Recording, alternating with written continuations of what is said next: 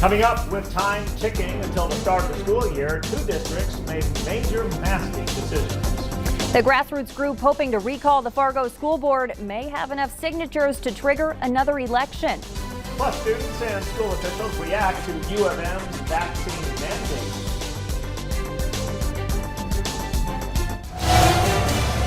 This is Valley News Live at 10. Good evening, everyone. Some of us may be woken up by Mother Nature in the morning. Hopefully that won't be the case. I don't want to be woken up, but we do need the rain. Let's head straight to Hutch tonight with the latest on the potential for severe weather. Hutch. Thank you, Tom. Thank you, Stacy. Good evening, everyone. We have some changes to let you know about in the evolution of storms tonight. And during the overnight hours, we're expecting some of those storms to indeed work their way through. First thing that we noticed has changed. The Storm Prediction Center has expanded the area of slight risk to include our border counties now as we go through the overnight hours. That's where the best chance of having a few severe thunderstorms even into the overnight hours are. Where you see the greens here, that's most of our area. The Red River Valley into Lakes Country, we'll have a chance for marginally severe storms. Now that means a couple may be severe. Notice the watch box issued earlier, nothing going on there. Everything is going on up here south of Bismarck near Mobridge.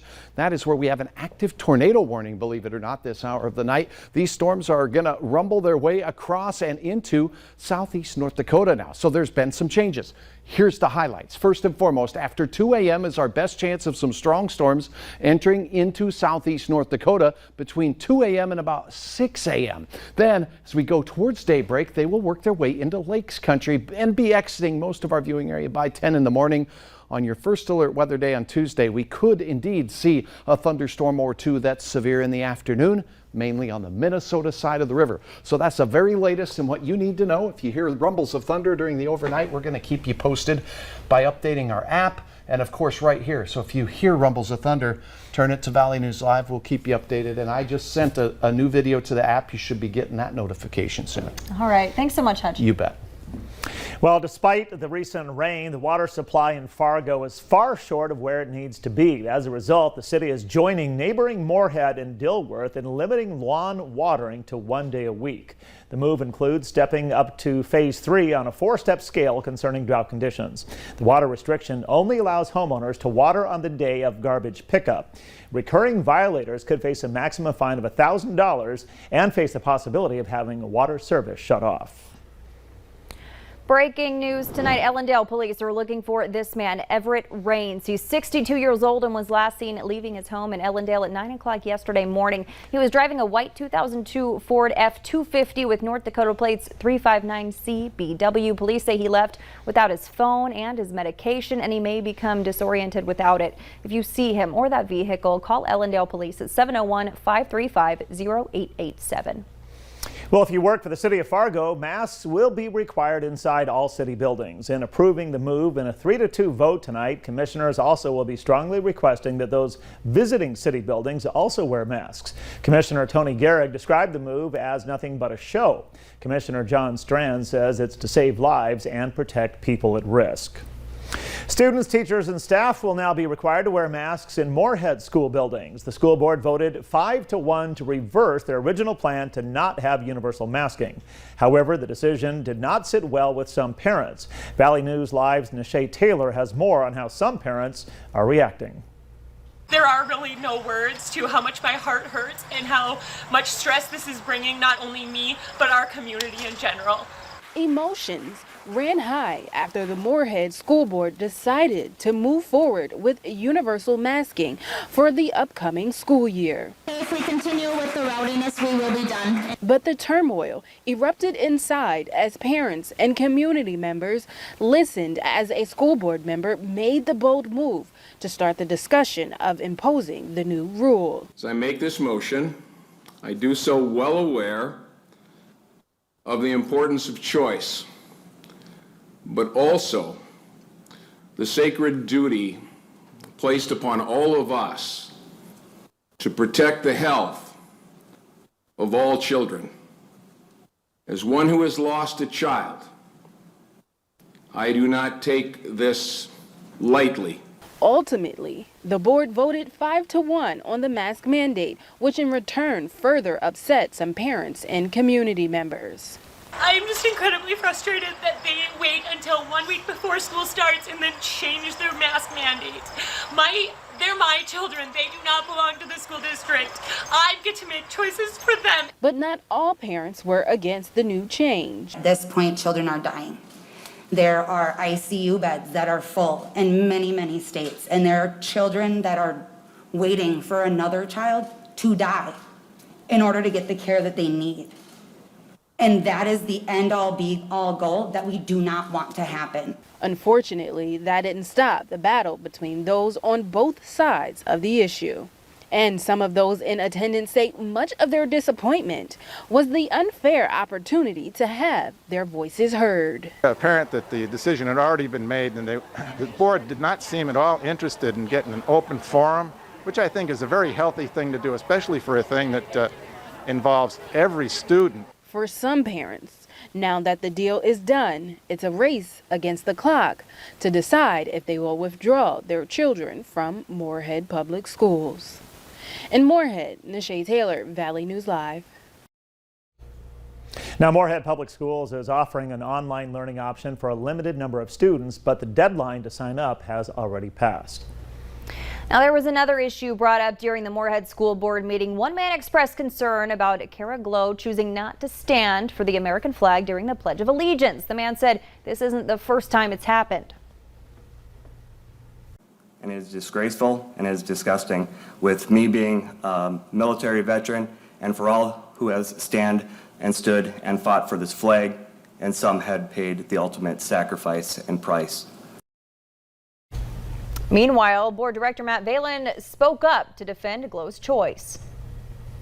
I may not agree with what you're doing, but I will defend to the death your right to do this in this country.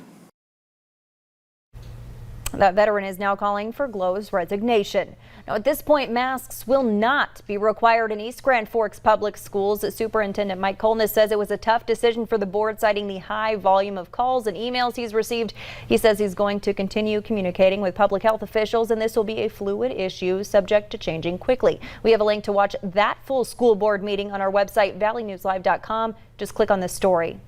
More and more college students are petitioning against masks. The Change.org petition, No Mask Mandate at UND, has nearly 200 signatures after being created just yesterday. NDSU's petition that launched last week now has nearly 2,500 signatures. Both student-created petitions are calling for the schools to remove their mandatory masking policy.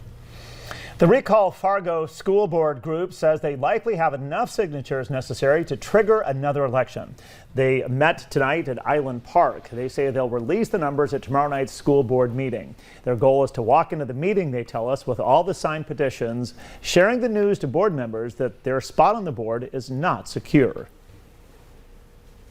Whether they're hearing us or not is a different question, but they're not listening anymore. What I believe that they will do is maintain the decisions they've already made. We're totally prepared for that, but we're prepared to also take a direction that forces them to be accountable for their decisions.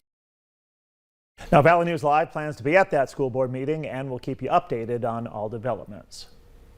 West Fargo parents can breathe a sigh of relief tonight after bus drivers for the district say they won't leave any students without a ride to school. Concerns surfaced last week when the district sent an email telling parents they need to come up with a backup plan to get their kids to school. Today, the drivers say they want to clear the air, adding they never said they wouldn't show up to work. They're asking for an increase in wages, something they've been doing for years. It's an eternal fight that we're going to not give up on, but we would never put our families in jeopardy or put our kids in harm's way. Nope. The superintendent says from her perspective, today's meeting was positive and she's optimistic about the upcoming year. We're told the COVID surge is taking a toll on hospitals in Minnesota. The latest data shows 94% of ICU beds in the state are being used. Dr. George Morris, COVID incident commander for CentraCare based in St. Cloud, says a majority of those patients have not received the COVID-19 shot.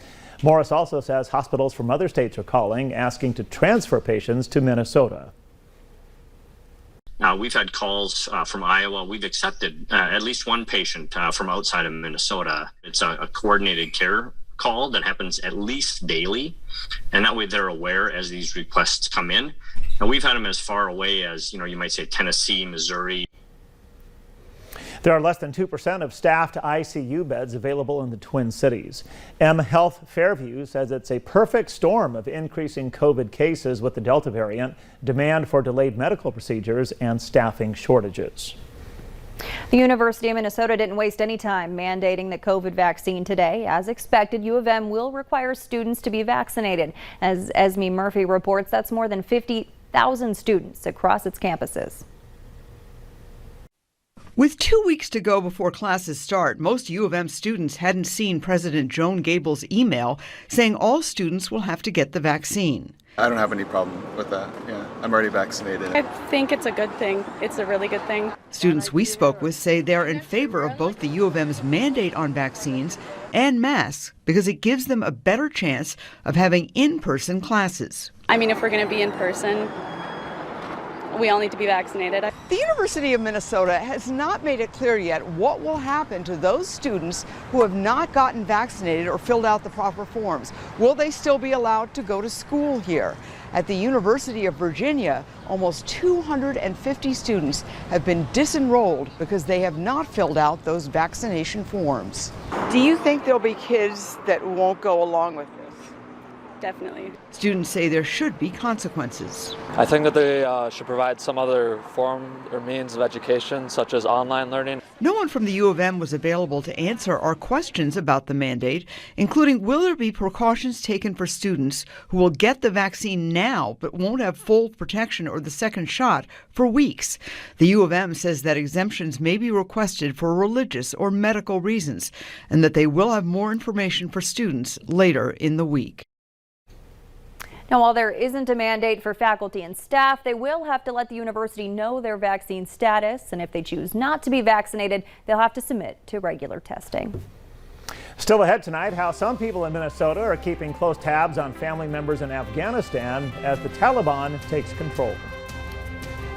And our recent rains since last Friday. Anywhere you see yellow, an inch or better, some places upwards of 4 inches of rain. But down here, things kind of dry, kind of got missed. We have showers and thunderstorms that have a bead on southeast North Dakota right now. They're severe.